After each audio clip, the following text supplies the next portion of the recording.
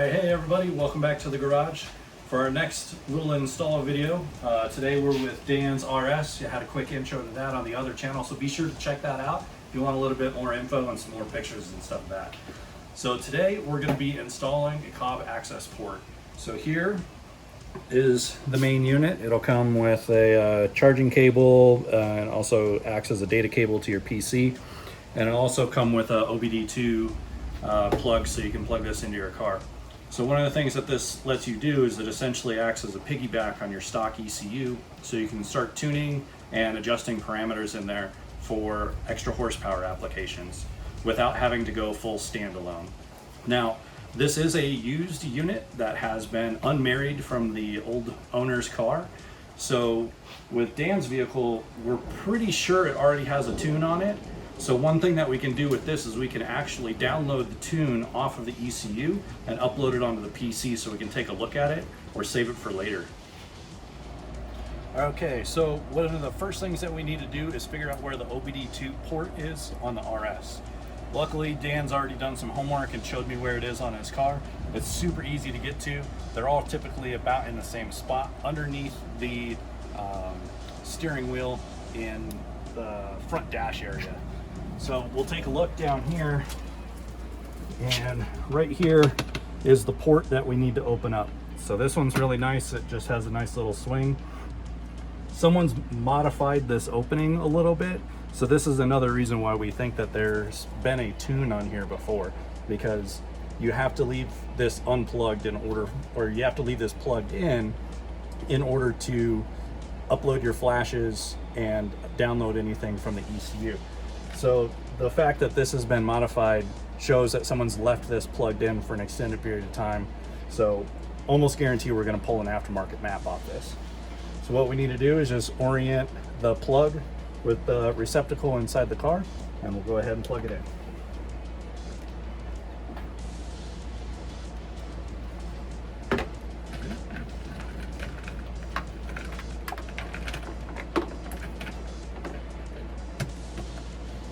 There we go. Now everything's plugged in.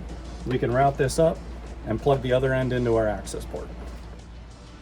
Okay, with us now in the car, we've got our cable all hooked up.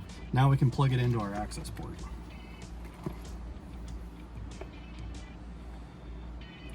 So if you've ever run on OBD2, like code scanner or anything like that, plugs in the exact same way. So here we have the access port logo. It's getting power, and now we can run through the quick tutorial. I'm not going to bore you with that. It just tells you how to use the buttons and go through the menus. Now that we've made it through the quick little menu tutorial, we have a couple options here. So install or troubleshooting. Troubleshooting is just an OBD2 check engine light scanner. It'll look over all the modules of the vehicle. And then install, and this is what we want to go into here. So now we need to put the ignition into the on position.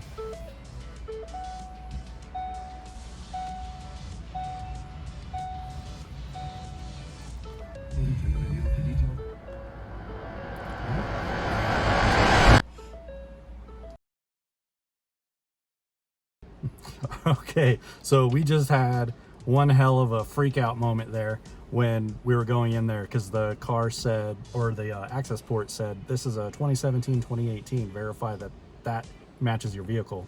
Well, this is a 2016.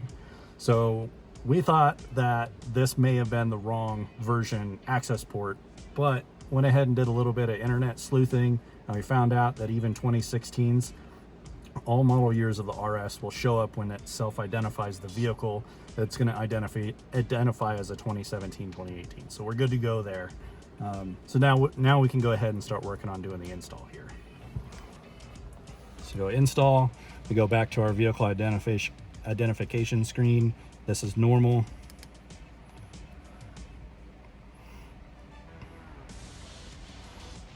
All right. So now we have a selection of a bunch of different maps that we can use to put onto the vehicle.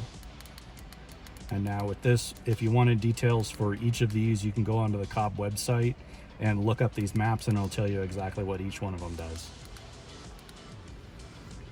The software has successfully installed. It downloaded the tune that was already on the car and saved it on here. Then now we can upload it to the PC, and we can talk to a tuner and see if they can look into that and check it out. Also, we used the Stage 2 off-the-shelf tune for this just to get started while Dan is waiting on the E-tune. So here we can go through the menu, we can customize all of our gauges. You can go into the performance section. It does tell you acceleration of your vehicle and stuff. It'll also give you horsepower and torque ratings. Take those with a huge grain of salt because it's just using a bunch of math to calculate it, and it's not accurate like a dyno run would be. So it usually over reports high. So sometimes you'll hear people say, oh, I've got 450 horsepower. And then you ask them for a dyno chart and they send you a picture of their Accessport. Don't believe any of those. They can get you in the right ballpark, but definitely go to a dyno if you want to start bragging on numbers. Then you still have your troubleshooting section here, which is the same thing as before we installed it, that it'll go over all your diagnostics codes. Tune is where you can go in and adjust things. You'll work with your tuner to upload new maps using this tune function.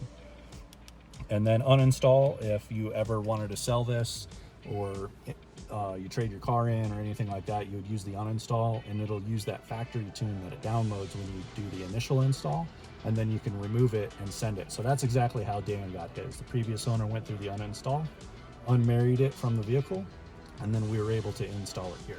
So now let's do our first startup.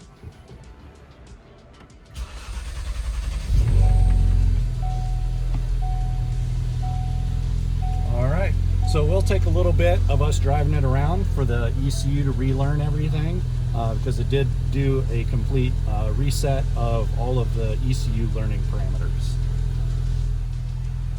Okay, so we're gonna set up some of the gauges that we can display while the car is running. We go into the gauges. I like going into the 6 gauges. It gives me the most amount of data available. So now we have some thresholds that are already set on there, and there's a shift light in the center there.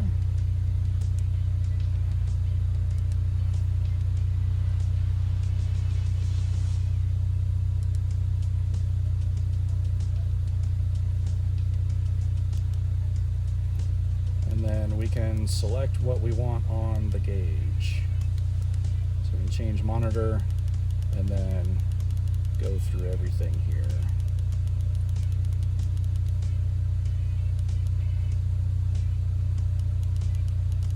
All right, so I'm not going to bore you while we go through and set these up. I'll meet you when we're done.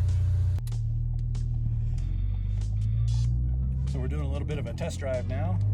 We've got a few gauges here. Taking it kind of easy. We'll get into it a little bit. Wow, that ramped up real quick.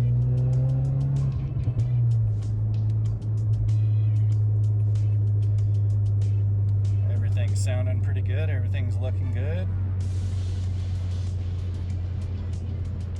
In gear off throttle will always show really, really lean numbers, so that's normal.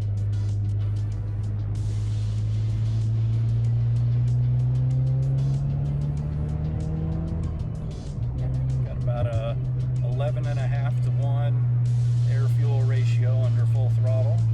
That was and about full boost. 3/4 throttle. Okay, three-quarters throttle. So in boost, we're looking pretty good there. We'll go ahead and do a full wide open throttle. Yep.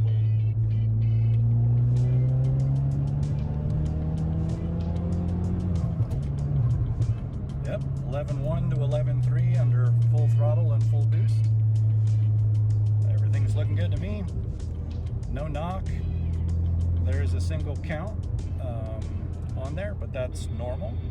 You're going to get that during your normal driving. You hit a pothole, anything like that, because essentially your knock sensor is a fancy microphone inside your engine block that listens for those kinds of noises. So low speed, high load will also cause a little bit of knock. That's all pretty normal. You want to stay in the mid to higher bands of RPM when you're producing full boost.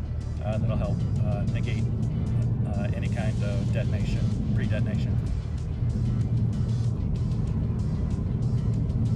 But overall, everything's looking great.